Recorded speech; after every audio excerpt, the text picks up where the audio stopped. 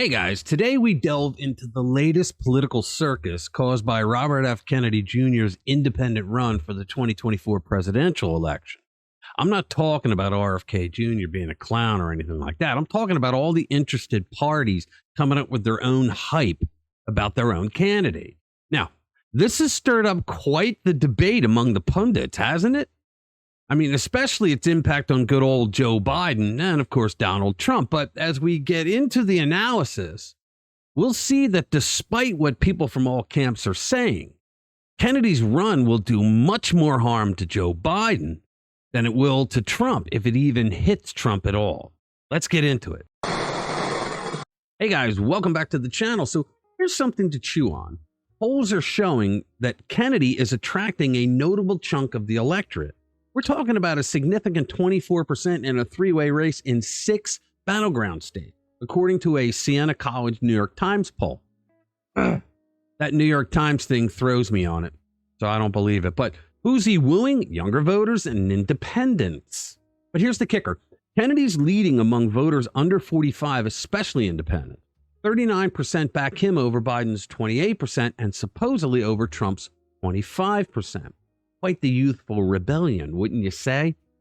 Now, it's not just one poll. Quinnipiac University found the same. Kennedy appealing to minority and younger voters with his flashy proposals of 3% mortgages. Yeah, right. Because why not promise the moon when you're running for president, right? But not everyone's buying this. Skeptics like former New York Senator David Carlucci thinks it's a fluke, attributing Kennedy's support to anti-vaxxer Trump voters and predicting a nosedive due to his controversial stances. That's going to come in time. Then there's Brian Seatchick, a Republican strategist who thinks Kennedy might actually hurt Trump more. Now, isn't it odd that a Republican strategist would say that Kennedy would harm Trump more than Biden? All right. That's when Kennedy is a Democrat, after all, right? Now, granted, he's not like Joe Biden, Democrat, a criminal and a fake, a phony, a fraud, a weakling who sold out the country for money, but he's still a Democrat. But let's be real. A Harvard Caps Harris poll shows Kennedy's favorability across the board. A little surprising, right? Here's the thing, guys. We've got a year until the election. Time enough for everyone to realize that RFK Jr. is a dyed-in-the-wool liberal Democrat, more likely to take votes from Biden than Trump.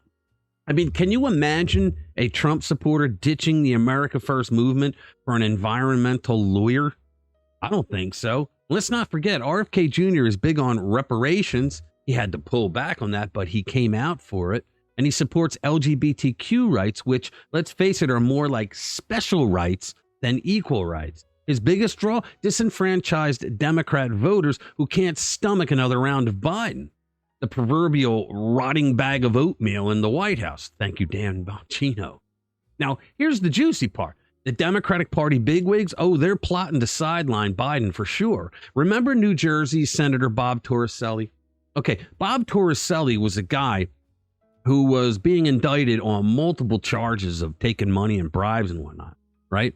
Well, the party at the last minute before the election told him, you got to go, because the Republican opponent, for the first time in like forever in New Jersey, was going to slaughter Torricelli because Torricelli was a real scumbag and people couldn't vote for him. All right.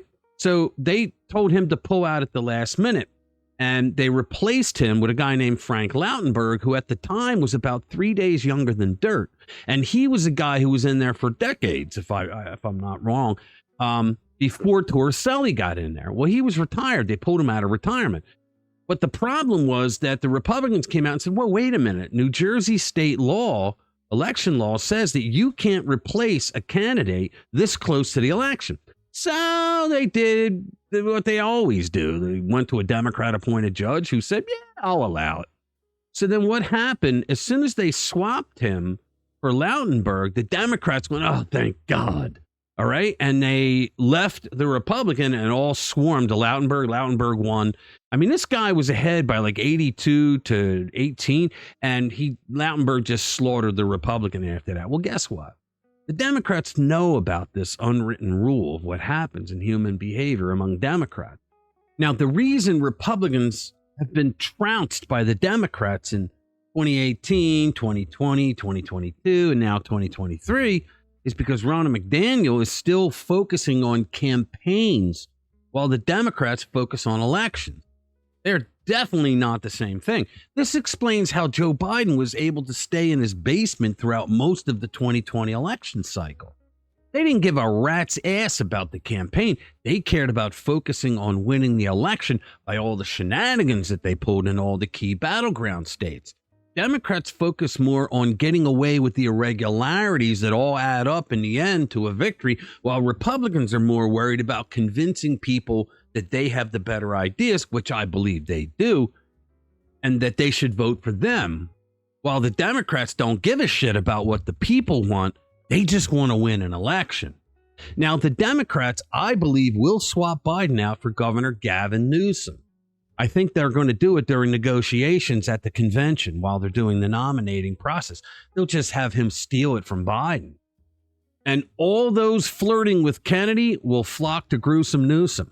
You heard it here first. They're the guys that just, they couldn't vote for Biden. They didn't want to vote for Trump. So they started going with the third party guy, the independent. They're going to pull a Bob Torricelli and they're all going to flood over to Newsom. Now, despite the skepticism, Kennedy's run is a symptom of a larger issue, a growing discontent with the two-party system. You think? Interestingly, his campaign is mostly bankrolled by Republican-leaning donors, and he's accused the DNC of playing favorites for Biden as well. The DNC has already proven that they can pick whoever they want. Primaries mean nothing. Bernie Sanders beat Hillary, and who got the nomination? Hillary, who paid for the DNC's campaigns. In the end, Kennedy's foray into the presidential race might seem like a threat to Trump, but in reality, it's the Democrats who are sweating it. As always, we'll keep an eye on this political theater, so stay tuned. All right, make sure to subscribe to our channel and share our videos with like-minded friends who want to stay informed with what's really going on. Thanks for watching this video. I'll see you in the next one.